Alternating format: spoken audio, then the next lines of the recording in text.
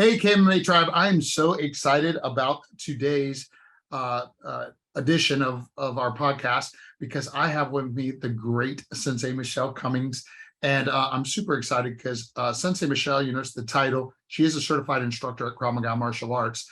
However, it's not what she does for a living. For a living, she is the assistant vice president and controller at University of South Florida, which of course is very impressive. But besides that, she's the mother of two great kids and husband, a wife to a great husband. And so you do a lot of things is the point. You got a lot, and I think this is gonna be an exciting talk. I'm actually gonna get out of camera really quickly here, but I just wanted to introduce you because I think you come from such an impressive leadership place even before you came here.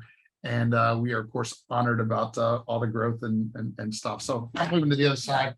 I'm going to ask you questions, and you just do the same thing. Of course, kind of looking into the camera when you I mean, I'm sure we'll look at each other sometimes, and that's okay. And I'm sure that some people are just listening on their Apple Podcasts or whatever, but some people will watch the video. Okay. So I think then it'll be good for you to talk to them. Right. So, so Michelle, first and foremost, actually, I think I'm going to lead with a different question, just because I just talked about all the hats that you wear. Okay. So why don't we actually start with how you managed to fit it all in? Like for so many people, time is a challenge, but you're prioritizing this for you and your family, and you're doing a great job, and I'm sure you're doing that with all the things that are important to you. So definitely. So could you give a little advice on how you do that? I think the what you have to do is really just decide what comes first, for you and your family. It is hard to do that, working, making sure. I also volunteer. I'm a Girl Scout troop leader for my daughter's Girl Scout troop. They're gotten older now, so they're not as active as they were, but they were all the time that we were here, for years. So, trying to prioritize, what is important, and certainly everything we do here is important. So I know that that's why we're coming back every year after year, week after week, class after class. That's awesome. And in fact, you are second degree black belt, and you'll be testing for your third degree black belt in March, right? I absolutely plan on it. That's outstanding. So, which means that you've been with us several years. 9 years. Yep. How exciting is that? Going on 10. That is so amazing. I know, and it seems like yesterday, right? It really does. That you got started. Can you tell the audience a little bit about why you got started and about your experience over the last 9 years? Absolutely. So in getting started, 9 years ago, my kids were 3 and 6 at the time, and something tragic happened in the news, with a child. And I was looking anyway for outside activities to get my children into. And, I just thought, what a gift I could give them if it's something that could save their life one day. The odds of it are so small. No, it's very remote that something tragic would happen like I saw in the news. But I didn't want to take that chance. That wasn't a chance I wanted to take. And I knew there would be so many other benefits that you get out of a martial arts program. So that's when we found KMMA. And, we found you right down the street, and we were so fortunate. I'm so grateful that we did. But that was just getting my kids started. So my kids started, and you have a great plan, a great program where, family trains for free, once you have, your 2 kids signed up. And that was something you all told me about, and I just sat there on Saturdays watching my kids and, checking my work emails. But one day I felt really kind of guilty that I was sitting there and I'm watching how much fun everyone was having. And I saw other parents, high-fiving the kids, holding the pads. And it was something that I just really felt I'm missing an opportunity. And it was something that I didn't want to, because I knew, their childhood was only going to be here once. And if I could be a part of that, that was something I had to take advantage of. So it was kind of that, guilt, fear of, missing an opportunity that compelled me to just, get on the mat. And I thought it was just going to be for fun. I really just thought I was just going to get on the mat and just get some exercise instead of sitting on my phone on the sidelines, just get some exercise, have some fun with my kids. But then you decided to tie a white belt on me, and I had to make that commitment, and you had me say in front of a whole group that I was going to make that commitment and join that journey. And I wasn't going to back down on that. Yes. So that was definitely, some reasons why, we kind of both set that path with the kids and then myself. And, it's been almost 10 years that I've been here, and you've watched my kids grow up. Flynn was 3, Luna's almost 16, about to drive. So, and what it's, yes, they've gotten all the skills from self-defense, but what really kept us engaged is the leadership aspect of the program. That's really what has kept us all so engaged, because you have this ability to tie self-defense into application in the real world that's going to happen more often, whether it be a work application or a school application for the kids. You have that ability to put them together and relate it. And that just really, just helps make it more real for everyone, so they're building their confidence, with the self-defense, learning how to use their bodies, which is so important when you're young, and getting control of everything physically, but then mentally as well, with all the leadership. That's so awesome. that's how it started. That's great stuff. We are recording, right? Okay. That is outstanding. I can't believe it's been 10 years. I know. And of course for you, because like I said, I mean, obviously you were already a great leader when you came to us. So you appreciate it. Ironically, of course, it's always those that already have that most appreciate the thing, right? But for you, it's really been like your martial arts and your ability to. In fact, you sent me something recently where you said, I started because I wanted to be able to protect my kids. Well, certainly you can protect yourself and others at this point. You're an amazing martial artist. And for you, that's been the most evident growth. For them, I would agree, it's been more in the other things. For Flynn, definitely focus, right? Oh, so, absolutely. Like, can you talk a little bit about where he was and the progress of him pertaining to our first black belt superpower, which is focus. Right. So Flynn was the kid, the 3-year-old on the mat that couldn't pay attention, whether it be picking his feet endlessly or, just having to wiggle his body and sit in his chair. And that's just a trait of his that you can't get rid of, but he can learn how to channel that energy the right way. And that's what I think he's developed so much over the years, is being able to channel it. He still has that energy that is just there, and he still has the mind that just is jumping to the next thing. But being able to channel that for himself has been a skill that I've just seen, so much. And it's not something overnight. And I think that's a big lesson that you teach us, even as parents, that need to hear is it's the law of the process. Not just in learning a skill, but in developing the ability to channel and control that focus. And that's what we've been able to see. So, he was 3, he's now 12. It's not even something we saw at 6 or 7, it was incremental, and it wasn't until, probably I'd say 10 that you really started to see how it was seeping in and he was absorbing it and able to incrementally improve in that area. So I love that we hadn't actually planned to even go this direction, but I love that we did, because it's such a worthy discussion. Because you hit a couple things, like number one, the law of the process, excellence happens daily, but not in a day. And what resonated with me, what came to my mind when you said, okay, for Flynn, it wasn't even at 6, 7 that we had really noticed improvement. Here's what jumped at me is most people would have quit at that time. Right.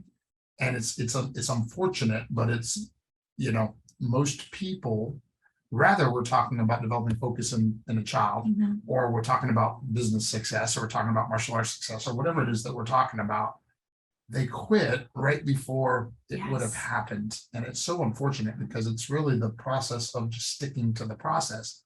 Right. It's like, and it's something you've always reiterated with Flynn. Whether it just be little messages you would write on a note, or when he broke a board in class, you'd always reiterate how proud of you, how proud of him you were that he's sticking with it.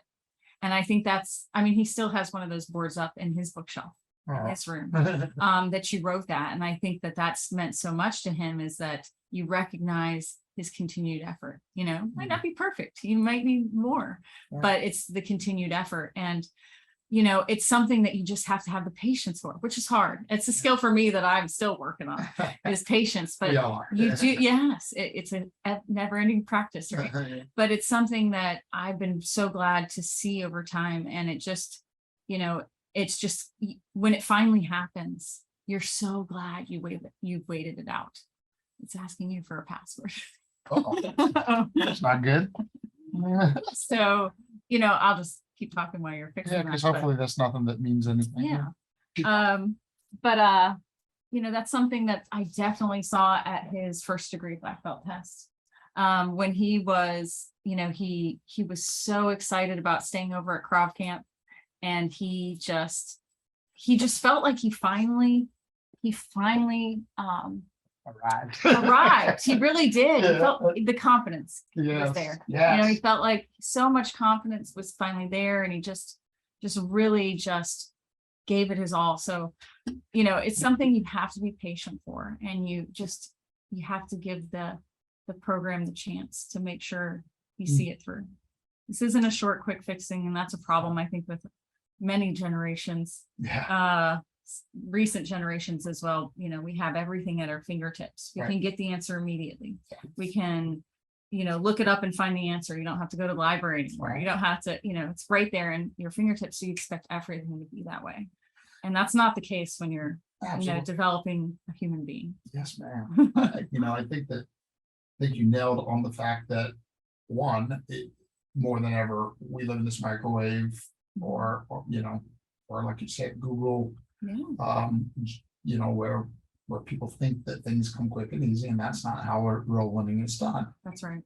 Now, by the way, as you know, we, as a big part of my certified instructor training program, we make it fun so that we can get them to stick, and we develop the habits without them even understanding that that's what we're doing at first, right? Like, we trick them, right? So that they can so they can develop the positive habits and practices that will carry them to life.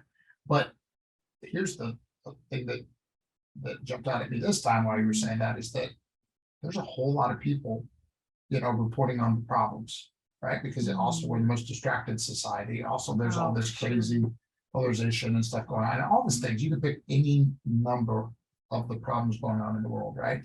But I also believe that we're either part of the problem or part of the solution. We're either adding or subtracting. And so I think that's a big piece of what we're doing here is working on the solutions. Some which come, some things you can see relatively quickly, but like you said, not only are we working on the people, but quite frankly, by working on the people, by working on tomorrow's leaders today, we're working on the future. Absolutely. Some of the stuff, right? No doubt the generations coming up are the ones that are facing a lot of the issues that we have going on, and they're going to be the ones that are the heroes. Yeah. So, and you get to be a part, Zoom went away. You get to be a part of shaping that. Wow, this thing is really messing with him. It's the enemy. He doesn't want this great message to get out. Well, it looks like we're still recording. Yeah, we're still recording it. I don't know what else is trying to do. I guess I better sit here and be ready to drive. Just in case. Yeah, but you were saying so much great stuff, Sensei Michelle. It happens. Oh, this is a fun one. This is a fun one. Yeah, you're saying too much good stuff for any of that to matter. And ironically, we've kind of hit now on focus, and we've hit on, which is the first black belt superpower. That's right. And I'm going to make sure we're on a focus that has us on do not disturb, so that just in case that has anything to do with. And our second black belt superpower, of course, is respect for self and others. And the third one is discipline, and then confidence, which you already talked about, and then gratitude and vision. I said that for the audience and to set you up in case there's any of those that you would like to talk more about as pertains to benefits that yourself or your kids have directly gained at the.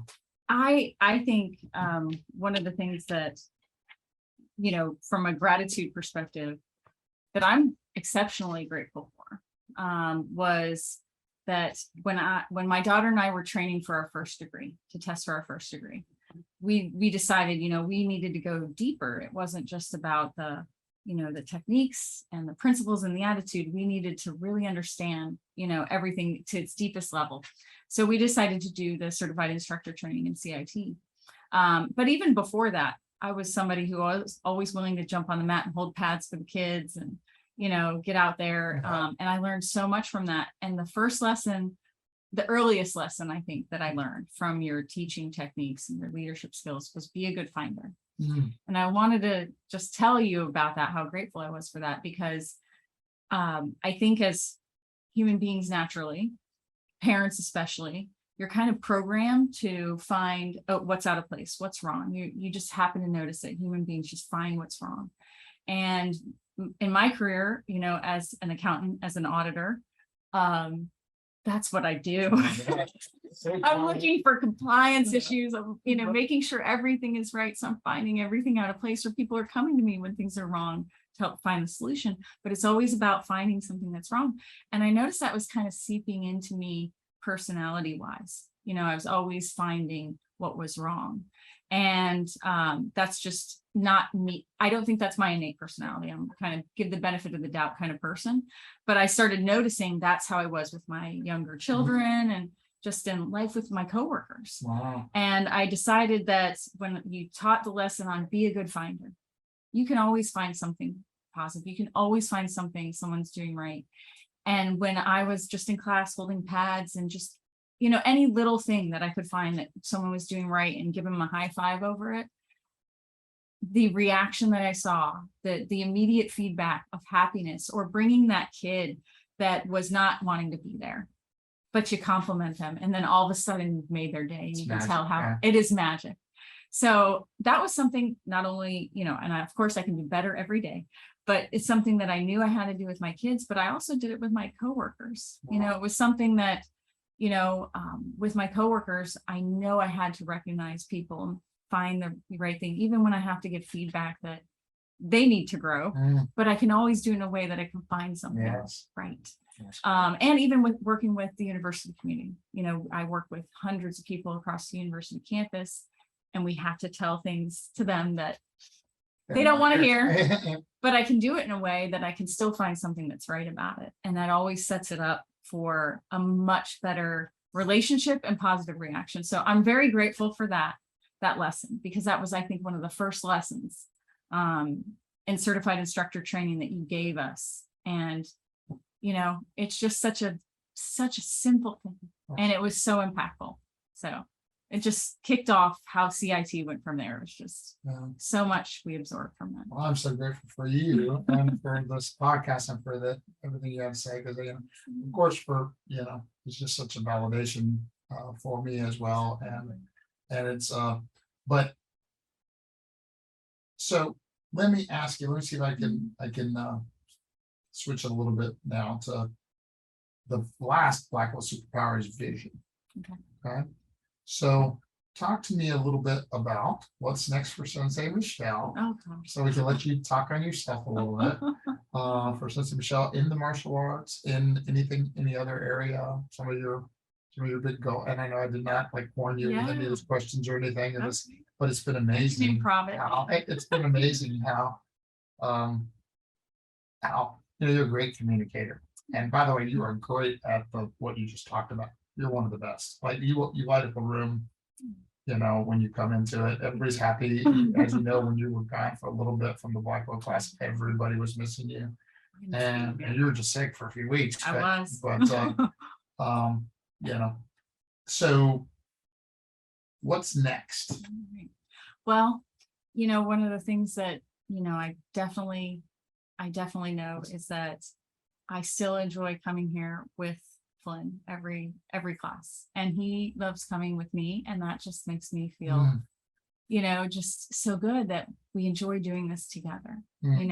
He has his goals, he wants to continue, he wants to teach someday. No way. He does. He's like I could get a job at McDonald's, but why would I want to do that when I can do this?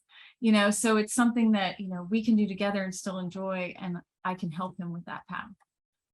So I know I want to continue and keep coming with Flynn, and for myself, that third degree is something that, is such a goal. And, one of the things in the third degree test is you have to master another skill kind of that's outside the curriculum. And I was so excited when you sent me some of the things on just some of the forms. Something as simple as that. It made me feel like a white belt again. Yes. Which is, it's interesting to So feel that way, important. but that's one of the reasons why I really enjoyed martial arts in the first place. I started as a ballet dancer. That career ended. I had a career-ending injury that I couldn't continue, but it's something that I love to do. I love to dance, and I love to move my body. Like I really enjoy physical movement, sitting at a desk, being an accountant, you need to have an outlet. So, but it wasn't something I didn't want to dance anymore. I wanted something new.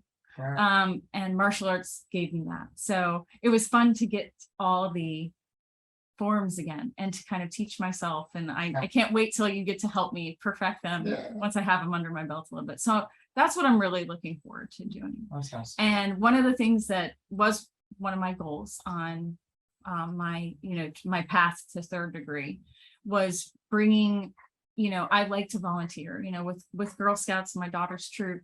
I enjoy that volunteer and helping other kids and, helping them find themselves.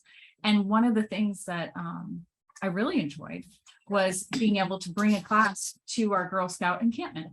And the kids loved it. They absolutely loved it. So one of my goals was to embed that more into the Girl Scout community. So make sure that, we have a relationship here at the dojo so that the Girl Scout community can come here and empower a lot of girls.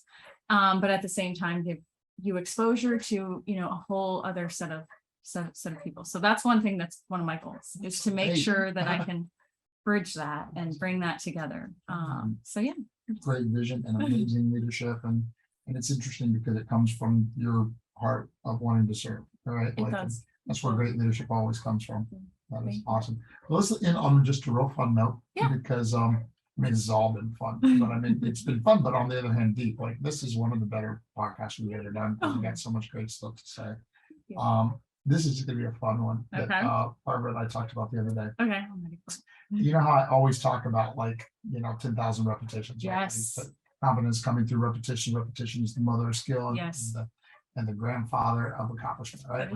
And so no one, because of your heart of service and how much all the kids love you, nobody has ever held for more kickboxing sets than Sensei Michelle. She might be the only one that can compete with me on that. I think you're right. They just love for you to hold them. I think I can probably hold better than I can actually do. But I love it. I love holding for kids because I get that feedback of I get that feedback of helping them and they're happy, and I can give them the clue that it's just fun. So I do enjoy that. I think it ties beautifully. I didn't even think of it when I was pointing it out, but ties back beautifully to your first lesson. Yes, But being a good finder, it's because people will forget what you said and they'll forget what you did, but they'll never forget the way you made them feel. And you make people feel great, and that's why everybody loves you. And that's why I'm here. That's how you make me feel. Thank you. That's Michelle. We're so honored, proud, and grateful to have you in our KMMA Black Belt community. I am so glad to be I'm going to let you're on that side of the camera anyway, and it'll be more powerful. Give some kind of little closing statement to the audience before you close this up. Tell them one last thing. Well, to close out, I would definitely say if you're just starting out in the program, I would say make sure your kids are here and they're practicing. And if you haven't joined them yet, join them.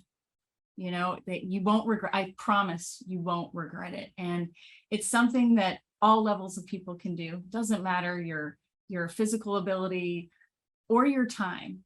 A lot of people think they don't have the time, but I can tell you as a very, very busy person that you will not regret making the time.